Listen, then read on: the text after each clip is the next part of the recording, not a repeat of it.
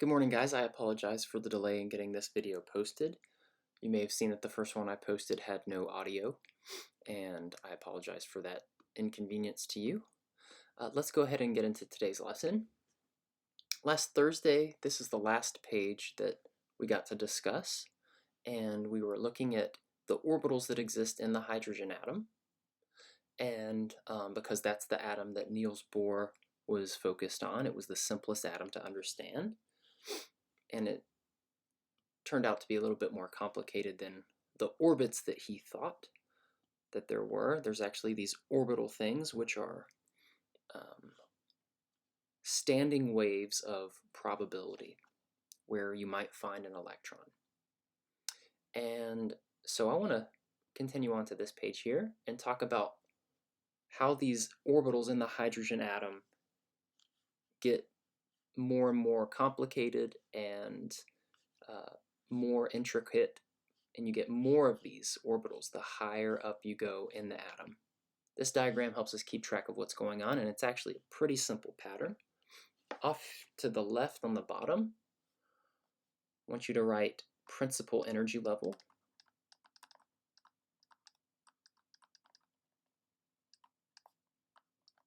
And we're also going to learn about sublevels today. And over here on the left, it's going to be the number of sublevels. Okay, so the principal energy level, these just kind of go up 1, 2, 3, 4. And these correspond exactly to how Niels Bohr thought about the orbits inside the hydrogen atom. So these correspond to Niels Bohr's orbits.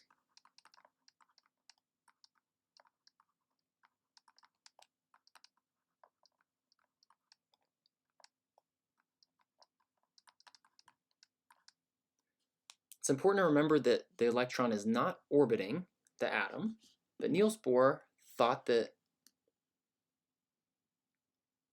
the electron moved around these fixed orbits that were quantized, kind of like stairs in a staircase. So the electron could jump up from one orbit to the next or fall down to a lower energy orbit.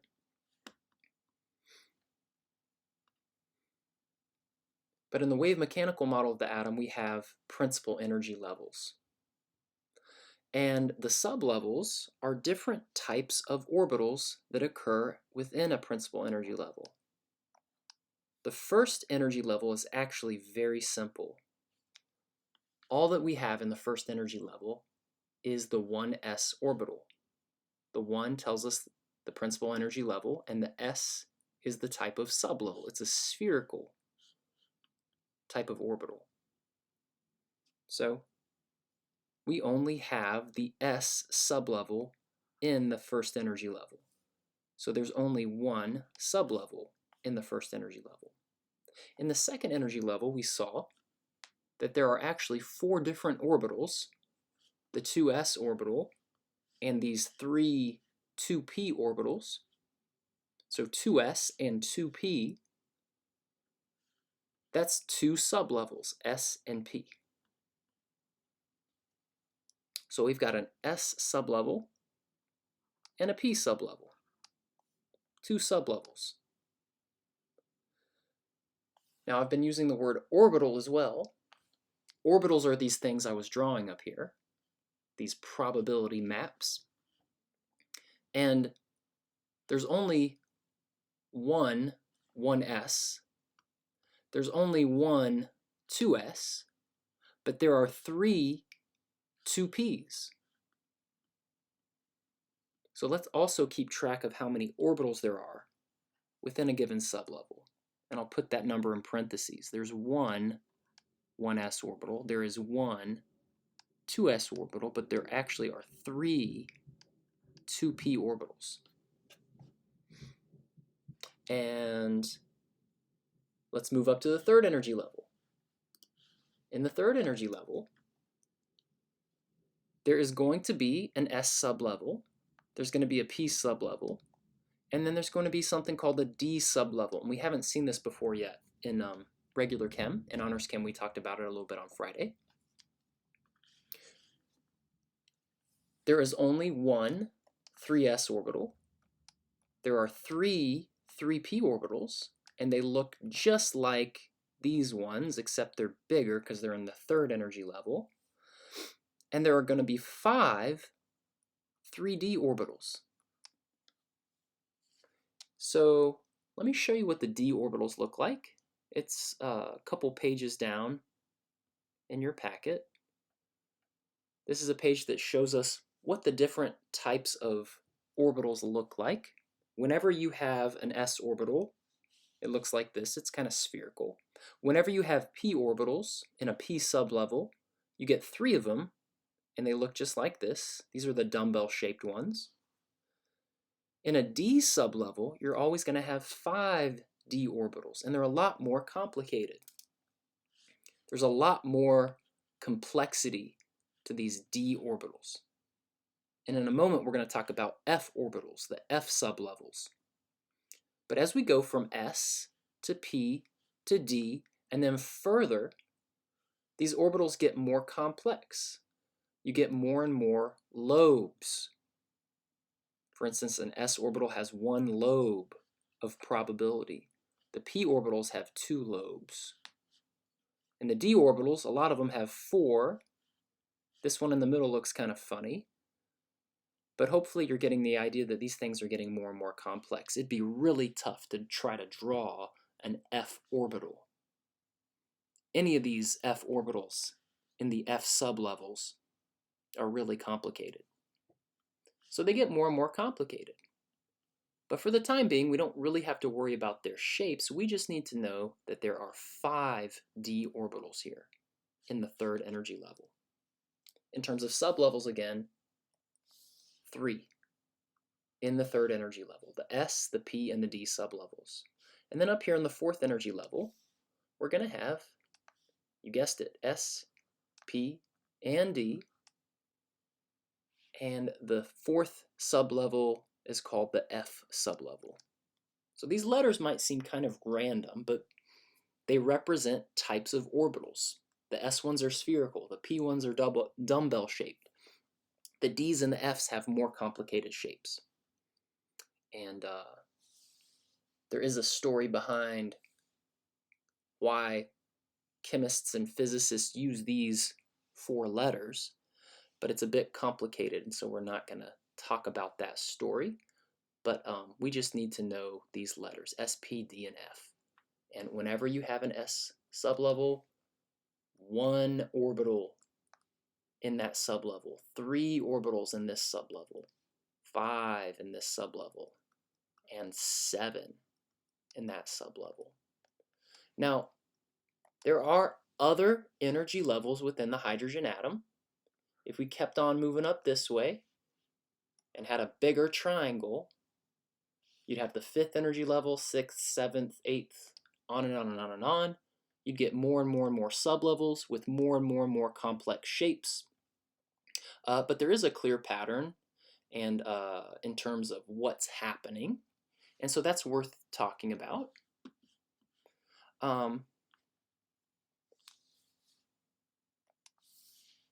The total number of orbitals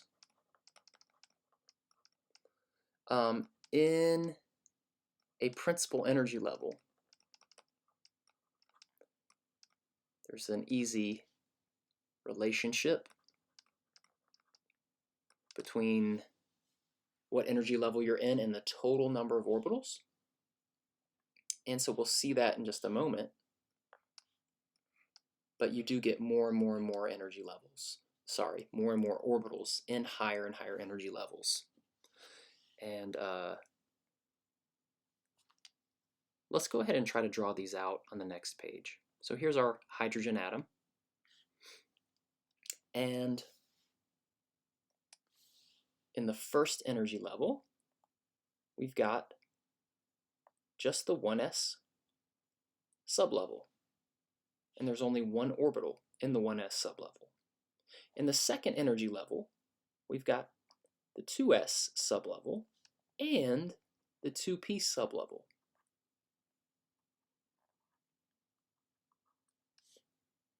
And they're all equal in energy. Third energy level, 3s. There's also 3p. And there's another sublevel called the 3d sublevel.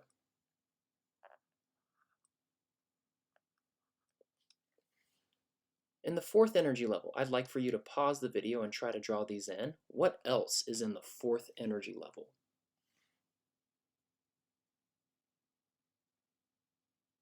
Okay, so hopefully you drew that we have a 4p, there's a 4d, and a 4f with 7 orbitals.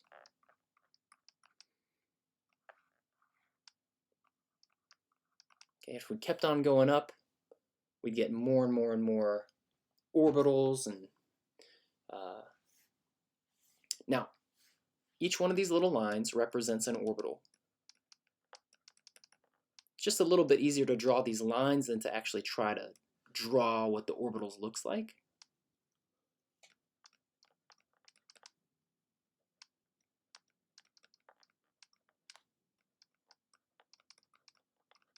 And each number and letter designation is a sublevel.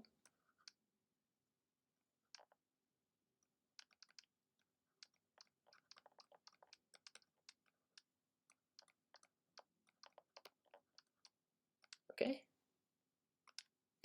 And so now let's talk about the relationship between the energy level and the number of orbitals. Here, the first energy level, we can see that there is 1 orbital. So if n represents the energy level and the number of orbitals, in the first energy level, we have 1 orbital. I'm going to make a little table and see if there's a clear connection. In the second energy level, there are 1, 2, 3, 4 orbitals. In the third energy level, there are 1, 2, 3, 4, 5, 6, 7, 8, 9 orbitals. And in the fourth energy level, if you count up all of these right here, you'll see that there are 16 orbitals. Now, do you see a connection between n, the principal energy level, and the number of orbitals?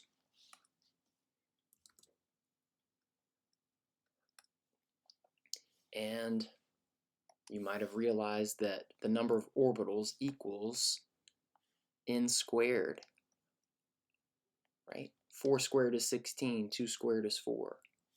So, even though we haven't drawn it, if we went up here and we started drawing in the fifth energy level, right, we draw in everything in the fifth energy level, right? We'd have to go up beyond the f orbitals, and there's some orbitals called g orbitals, which I don't even have a picture of, right? I only have pictures of the going up to the f sublevels.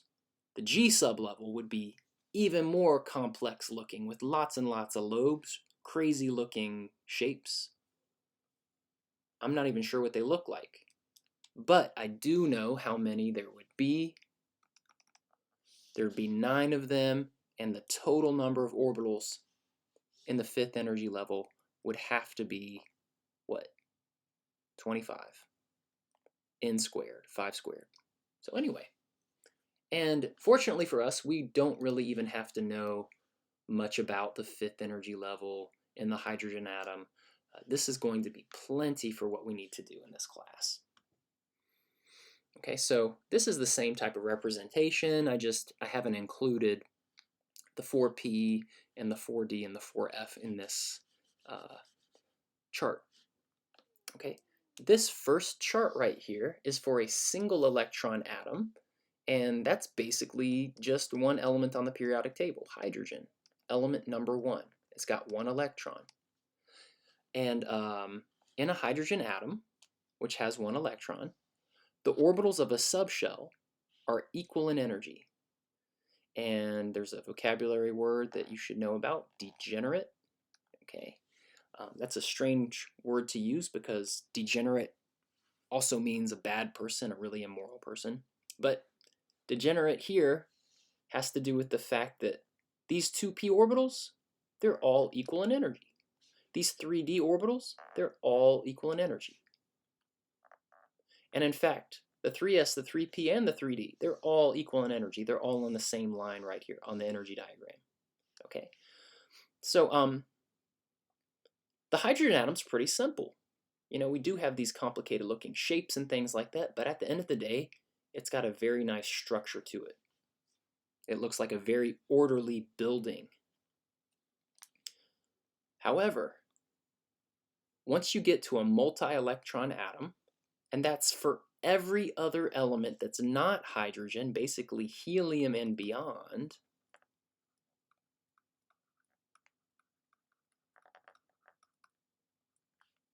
now you're dealing with more than one electron. And you might remember that Niels Bohr from last week, his model of the atom worked really good for hydrogen, and that was it.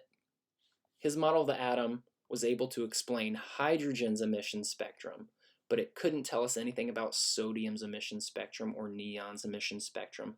Hydrogen was the only element that Niels Bohr really was able to understand with his model of the atom. And now, in the wave mechanical model, I want to talk about why that is. As soon as you have more than one electron, there's this shifting that starts occurring. You can see that the 2p sublevel is higher in energy than the 2s sublevel. And that's not the case for the hydrogen atom. They're all equal in energy, degenerate. And as soon as you have more than one electron, in helium and lithium and beryllium and all the other elements, there's this shifting that happens. And so there's a lot more energy possibilities that can occur. So the 3p sublevel ends up higher than the 3s, the 3d sublevel ends up higher than the 3p, and interestingly, the 4s ends up wedged between the 3p and the 3d. So we can see why Niels Bohr couldn't really understand any other element except hydrogen. All these other elements get a lot more complicated. And it's kind of hard to predict what might happen. Okay, like what energy level would come next?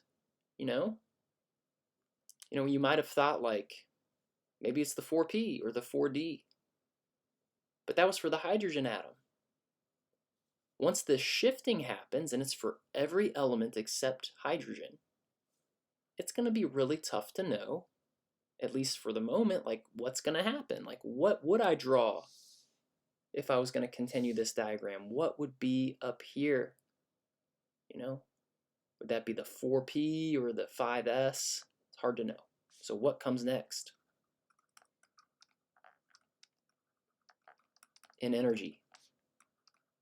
What sublevels next?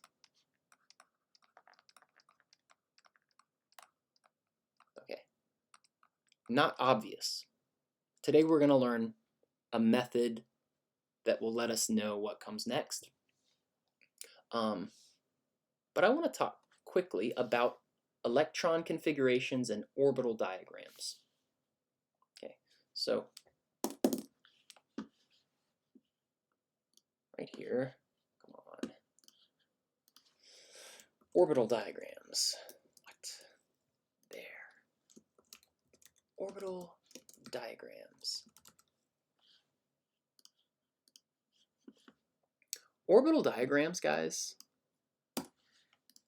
show us where electrons are in an atom. They show where electrons are located within an atom.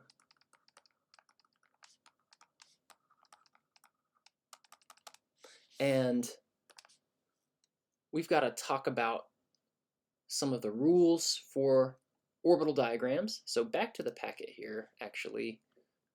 I want to skip this page on quantum numbers and look at these 3 rules for placing electrons in orbitals.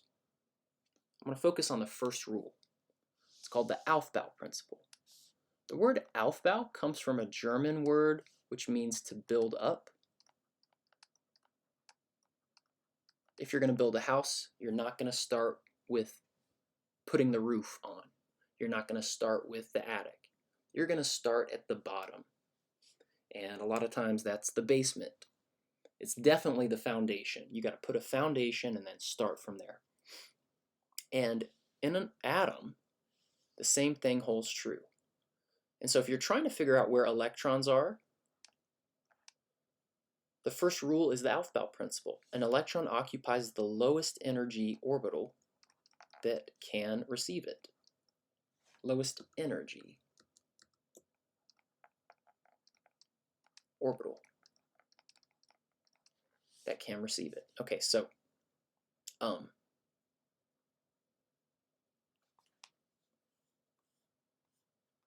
in this diagram, for a multi-electron atom, what is the lowest energy orbital? It's the 1s orbital, right? That's the ground state of any atom. So if you're going to draw where the electron is in the hydrogen atom, where is its 1 electron? It's going to get as close to the nucleus as it can in the lowest energy orbital that it can find. And that's going to be the 1s orbital. Scientists show electrons as little half arrows. So that little half arrow represents an electron.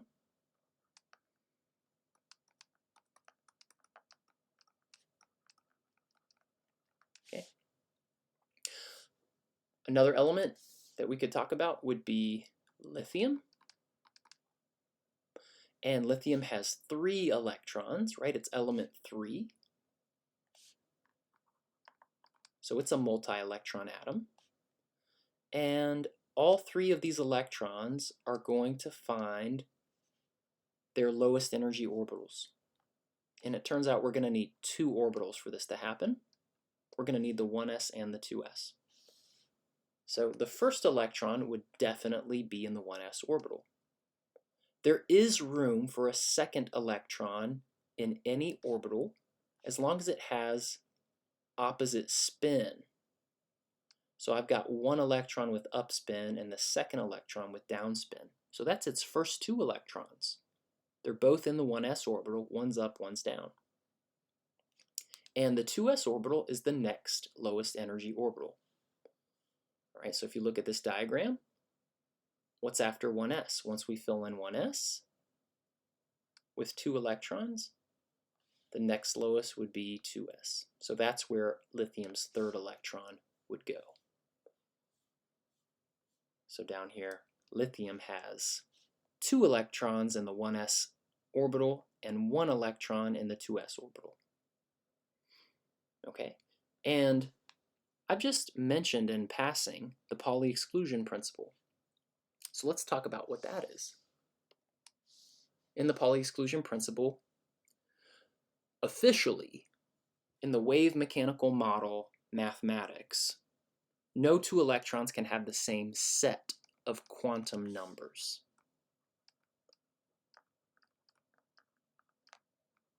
Okay, so I just skipped over what quantum numbers are. That's going to be for the honors classes. So I'll make a video for the honors classes about quantum numbers. But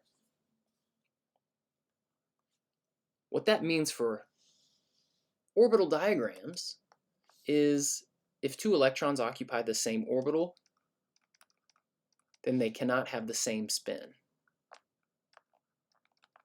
Okay, so electrons are said to have something called spin. And we don't really know what that means exactly because electrons aren't particles. But a good analogy would be like if you have the Earth orbiting the sun. So the Earth is orbiting the sun. So here's the sun, and the Earth is kind of moving on its orbit around the sun on an elliptical path, right? But it's also spinning as well. It's orbiting, but it's also spinning, it's rotating, okay? And so electrons are doing something like that. We don't really know what that is, but there seem to be two types of spin, up and down, opposites from one another.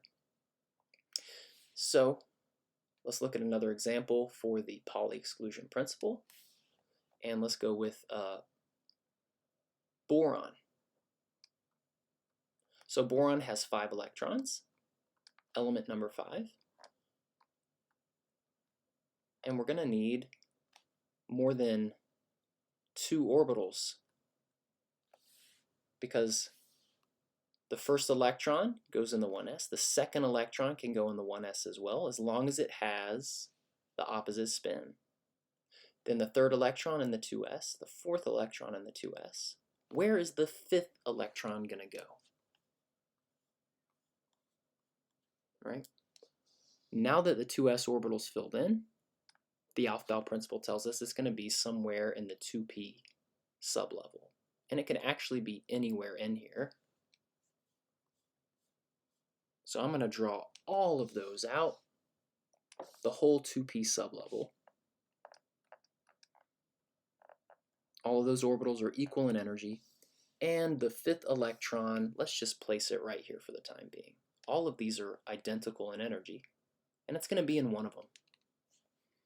Okay, but Pauli exclusion principle is all about up and down spin. If one electron is up spin, then the second electron in that orbital has to be down spin. The final rule that we need to talk about is Hund's rule. According to Hund's rule, orbitals of equal energy are each occupied by 1 electron